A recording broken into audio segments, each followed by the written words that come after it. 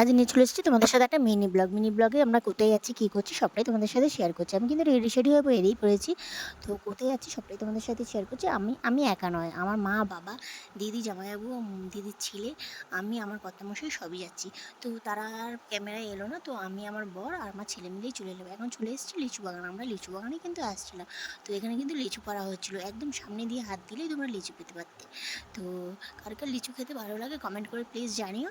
আমার তো লিচু খেতে খুবই ভালো লাগে। তো এখন কিন্তু লিচু দেখে না, লিচু পাড়ছিল, কাকুটা লিচু পাড়ছে। তো এখানে পাড়া হচ্ছে, পেরে এই দেখো লিচুটা একদম নিচে হয়েছিল, তোমরা দেখলাম লিচু পাড়ছে কাকু। তো ঝোড়া করে নামিয়ে দিচ্ছে। তো এখানটা সবাই মিলে মানে সবাই মিলে বান্ডিল করছে, এক এক করে বান্ডিল করা হচ্ছে এক একটা করে।